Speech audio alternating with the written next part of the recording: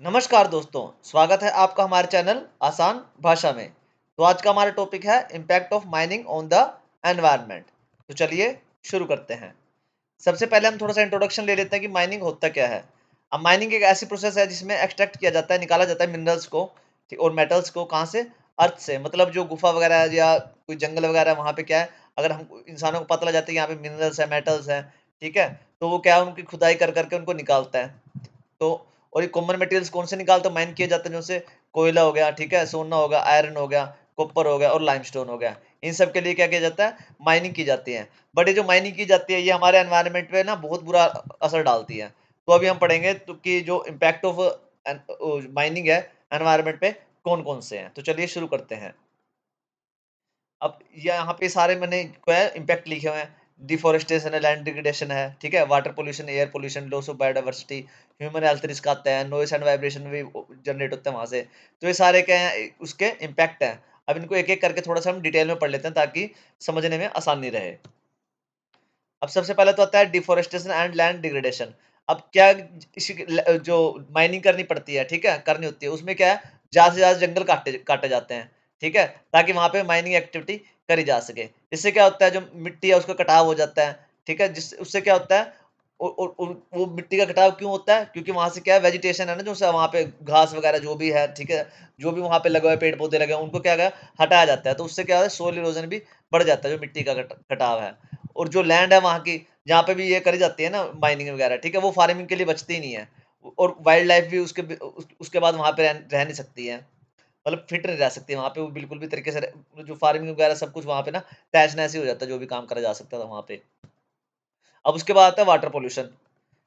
अब जो ये केमिकल्स है ना, मरकरी हो गया, साइनाइड हो गया, ठीक है, और एसिड्स हैं, वो क्या होते हैं, used in mining mix. Mining mix में यूज करे जाते हैं। इससे किसमें मिक्स हो जाते हैं, वाटर में, ठीक है। ये जो केमिकल्स हैं, जो माइनिंग माइनिंग मिक्स होता है, वो किसमें मिक्स हो जाते हैं, सारे पानी में मिक्स हो जाते हैं जब भी ये माइनिंग करी जाती है। तो एसिड माइनिंग ड्रेनेज जो है ना, एएमडी है, ठीक है, वो क्या करता है, रिवर्स को पोल्यूट करता है। जो ग्राउंड वाटर है ना, जो जमीन का पानी है, उसको भी क्या कर देता है, पोल्यूट कर देता है, मतलब हार्म कर देता है या दूषित कर देता है। अब ये हार्मफुल होता है किसके लिए, एक्वाटिक लाइफ के लिए, जो अपने ये समुद्री लाइफ है, जीव जीव जंतु है वहाँ के, उनके लिए भी हार्मफुल होता है काफ़ी, ठीक है, और ये पानी पीने के लिए भी बिल्कुल अनसेफ हो जाता है। उसके बाद आता है हमारा एयर पोल्यूशन। अब एयर पोल्यूशन में कैसे ये भागीदार बनता है, ठीक है, डस्ट उड़ती है, माइनिंग करते हैं तो, ठीक है, टॉक्सिक गैसेस निकलती है वहां से, जैसे सल्फर डाइऑक्साइड होगी, ठीक है।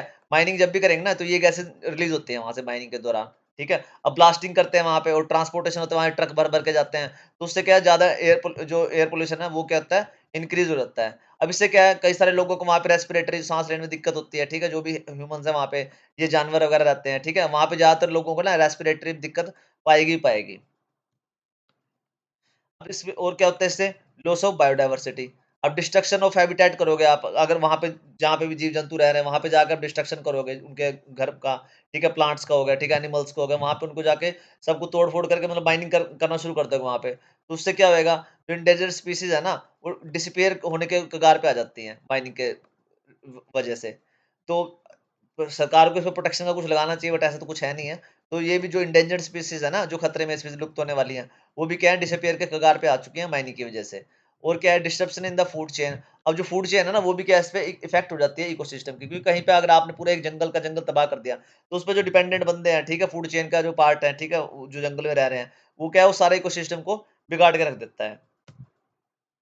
अब उसके बाद है नॉइस एंड वाइब्रेशन। अब वहाँ पे क्या है कि बड़ी-बड़ी मशीनों से माइनिंग की जाती है। ऐसा तो नहीं है कि एक बंदा कुल्हाड़ी लेके चलेगा और वो माइनिंग कर रहा है। तो क्या है, हैवी मशीनरी यूज़ होती है, वहाँ पे ब्लास्ट करे जाते हैं, जो बम वगैरह फोड़े जाते हैं ताकि जो गुफा को या पत्थर वगैरह को तोड़ा जा सके अच्छे तरीके से।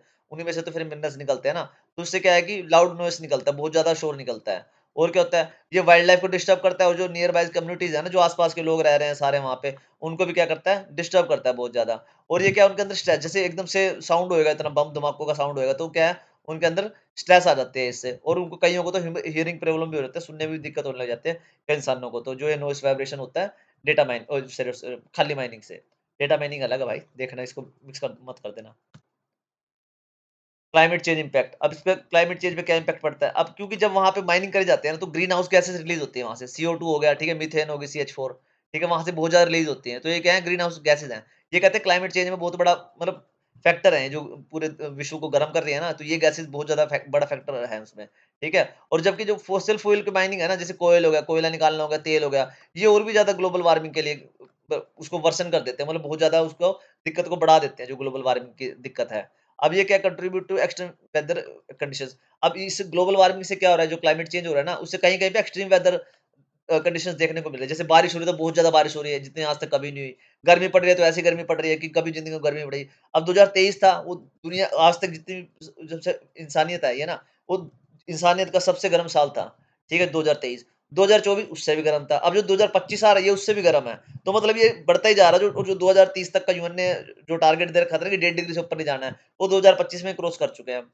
तो क्लाइमेट चेंज का बहुत बड़ा इम्पैक्ट अभी पड़ने वाला है, लाइफ में भी 20-30 साल में पता लग जाएगा क्या होने वाला है, बहुत बड़ा ही कुछ होने वाला है अब, ठीक है? तो तभी कहते हैं कि थोड़ा जाग जाओ भाई, अभी तो कोई भी नहीं जाग रहा लेकिन। बट हम क्या है, हम कोशिश कर सकते हैं अपनी तरफ से।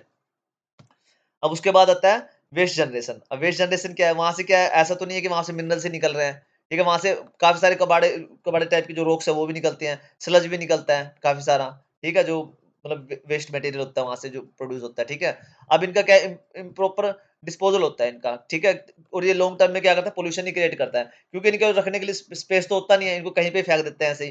तो धीरे-धीरे कई टाइम के बाद ना ये टॉक्सिन रिलीज़ करना शुरू कर देते हैं अपने अंदर से, जो भी डिस्पोज़ल करा जाता है वहाँ पे।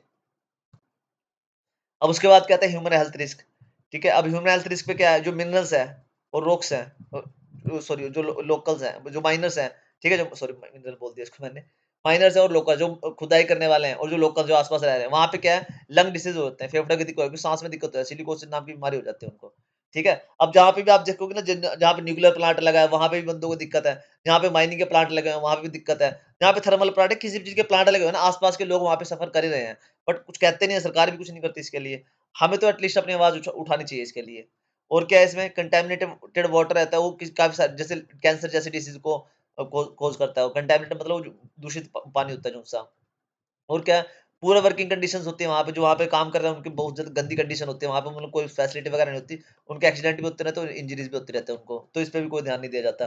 तो ह्यूमन हेल्थ का रिस्क भी है। तो ये सारे क्या है, सारे इम्पैक्ट है किस चीज़ के, सॉरी डेटा माइनिंग याद रहता है भाई।